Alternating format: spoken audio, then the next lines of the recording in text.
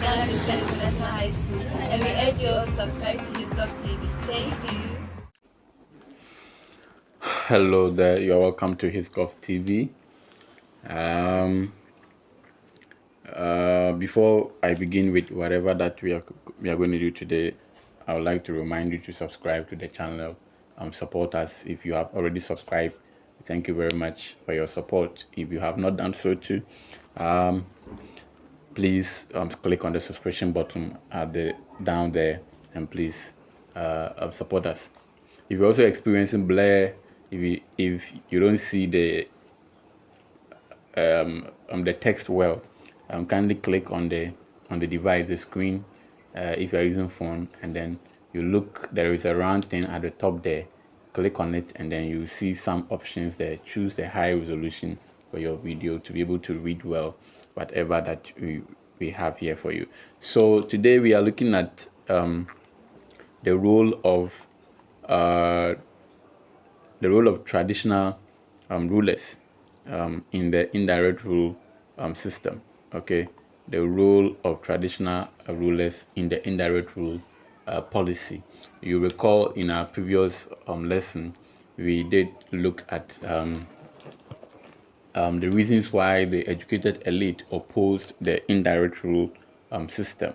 Okay, if you happen not to have watched that video, I would include a link in the description under this video. So go there. I'll title it RPK, the relevant previous knowledge. Click on that link and watch why the educated elite opposed the indirect rule system. So interestingly, whilst the educated elite were in opposition to the indirect rule system, the chiefs, on the other hand, embraced the indirect rule system.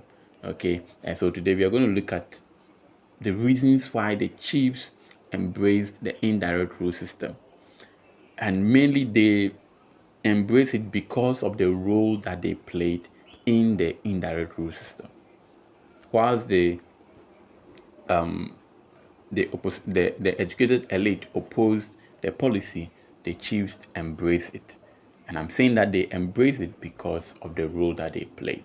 And I'm very quite sure that by now you know what indirect rule system is all about. So let's take a look at our lesson objectives. But our lesson objective today is simple. We should be able to outline the role played by traditional chiefs in the indirect rule system.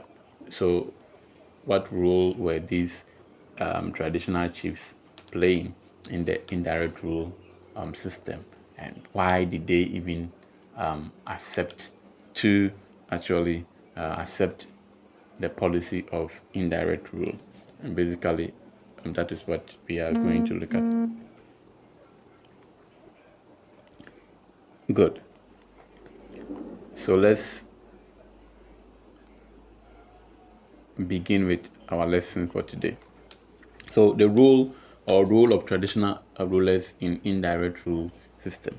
Now, one reason why the chiefs accepted the indirect rule system was basically because of the fact that they served as agents of British rule. So they were agents of British rule.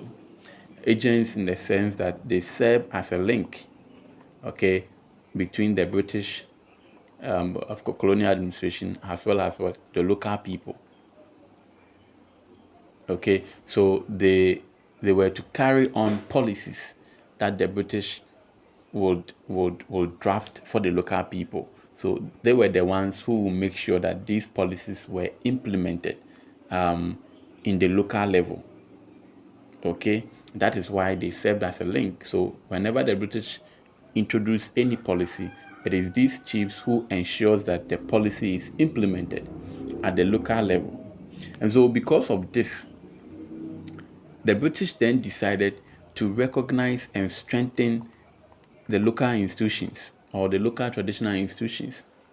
And this is where I always say that, you see, yes, you say they strengthen it, but they were not doing it for the betterment of the African people, because they saw that they should do it so that it will help them. So because of that, this is what they do. You see, for instance, in 1824, for instance, in 1825, what happened was that they decided to recognize certain traditional institutions or political institutions, and so they recognized the Asante Confederacy that they had been fighting since, 1870s thereabout. They started to recognize the Confederacy, the Asante people, and their king when they brought back Nana Prempeh, who had been exiled to Seychelles, and then somewhere in 1897, and he was returned in 1924. And so you see that it's more or less like for their selfish interest. So these recognitions are given to these African chiefs and their people because the British wanted to use them for their own selfish being. And this explains why a lot of people are quite not enthused when they see people crying, Africans crying over the death of the Queen. They are opportunistic. Everything it is about them that they are thinking about. So everything that they were doing, if you are not careful, you might think that they are helping you. Oh, we have returned your exiled king. Or we have recognized your chief as a chief. You are no more going to worry your chief or fight whatever. But they were doing it for their own selfish interest. Okay, and so if the British are going to recognize the traditional institutions or the chiefs, it means that the chiefs are going to be happy, right? Yes, and they would actually accept the indirect rule system. And indeed, they were recognized when Abkachisbek gave them a seat, the Joint Provincial Council of Chiefs. So yeah.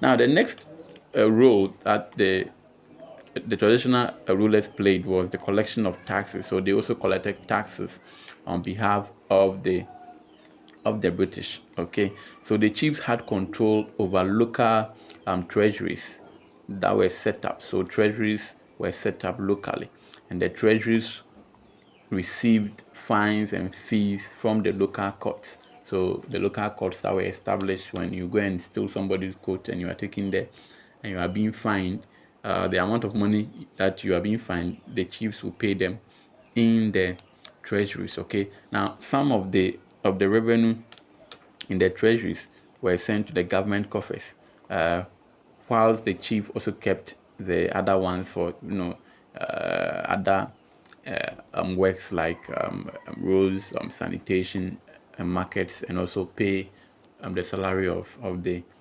local officials. And so a role played by the chiefs was the collection of the taxes. And so I think and this role, especially this role, this was the most important role. They had been playing this role even way before the coming of the Europeans. They were already collecting taxes, and so they will be happy to still collect taxes, or to still be made to collect taxes. So that is another role. Let's take a look at the next role of the chiefs. They were also to maintain law and order. So the chiefs were also tasked to maintain law and order. So, and this was one of the crucial roles played by the chiefs, to maintain law and order. So they set up courts. Okay, courts were set up for trial of civil and minor criminal cases. So of course, cases about marriage, divorce, land disputes, succession disputes, and murder, and among others. The traditional rulers, in addition, also had a police known as the Ahemfie police. Those who remember this Ahemfie police, whose duty was to maintain peace and order. So you see that this was one reason why the British, decided to adopt indirect rule system. So you see that even the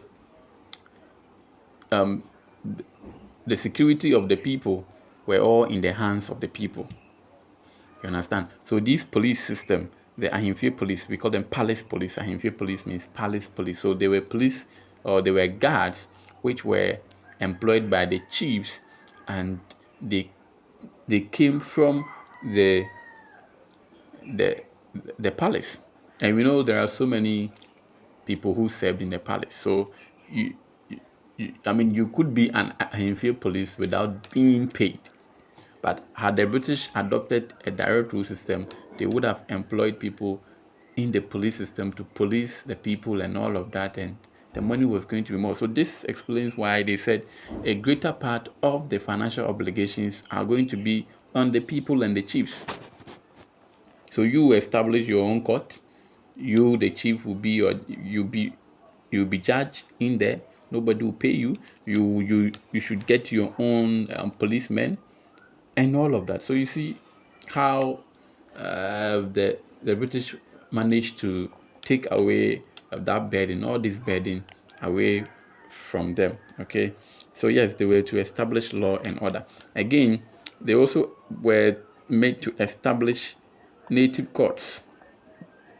Okay, they were to establish native courts. The chiefs were given the power to establish native courts, and these courts were all there already. They were all there. People will go there. These courts were there already, but just that they were recognized by the British. They were empowered to do so, and that made them to embrace the indirect rule system. Okay, so native courts were established to preserve the power, of the chiefs. And the chiefs or their officials played the role of presiding over the law courts, and later they were empowered to make bylaws. Okay, a matter with regards to marriage, divorce, land concession, and henceforth were tried by traditional rulers. So you see why. So you see all these. If you want to do a proper direct rule system, you may have to have the judiciary. This is more like the judiciary branch, to arbitrate issues, and you may have to bring in judges who have people who have been to school to study law and all of that. So the British saw that the indirect rule system was favorable for them.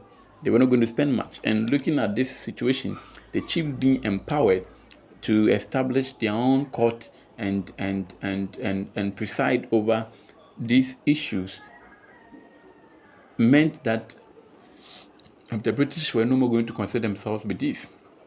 But also bear in mind that in the minds of the chiefs, yes, in the minds of the chiefs, they thought that the British were doing them good. They were recognizing them, unlike initially when they came and they were having issues with them. So they felt that the chiefs were doing something good for them. But no, they were not. Everything they were doing was for their own selfish interest, what they would benefit from they allowing the chiefs to establish court. If they thought that would have had an effect on them, they wouldn't have allowed the chiefs to do all these things, to maintain law and order and all of that. They made them to do it because they felt that they cannot do all those things. They don't have the money to do so. Okay, so don't be confused. Now let's move on to the next one. Again, I think this is the last one. The chiefs were also they also played a role of enacting laws, and they accepted the indirect rule system because they were allowed to enact laws or bylaws for the people. So the traditional rulers played a significant role in the central administration of the country. Some of the chiefs were elected into the legislative council to enact laws at the national level. Oforiatta, for instance, was there, and then some chiefs from the Volta region and co were all there. So some chiefs were called upon in the legislative council to make laws for the country, and that also made them to accept or to embrace indirect rule system because they were recognized in the political in the native political administration. It looks like their power was recognized, and so they became happy and accepted and embraced indirect rule system because they were allowed to enact laws. They also played the role of enacting laws, and similarly, they could also make bylaws at the local levels. And all these things that we have talked about here, the educated elite were not included, and so they felt alienated and also opposed the indirect rule system. But like I always say, looking at this or assessing this role played by the chiefs, you might think that it's a good thing. They were empowering the chiefs, but really they were not doing the chiefs any good. Okay, yes, good. So I think this is a try work for you. You can try your hands on. Now look at the question, how they have framed the question. Highlight any four role played by the local chiefs in the indirect rule system. This is WASI 2017. The other one is highlight any four factors that encourage Ghanaian rulers to embrace the policy of indirect rule. They have the same question, but the same point, but how you would answer it would be different. It means that your explanation should be tilted towards the question. So you saw that in my explanation, I was using two things: the role that they played, and also why they accepted the indirect rule system. Good. All the best as you journey through the academic ladder. Good. If you have any topic you may want us to look at, comment or write in the comment section. If you have any question too that you want to ask, you can call my number.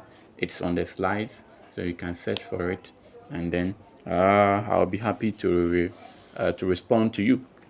So yeah, have a nice day. TV, first among equals. Bye.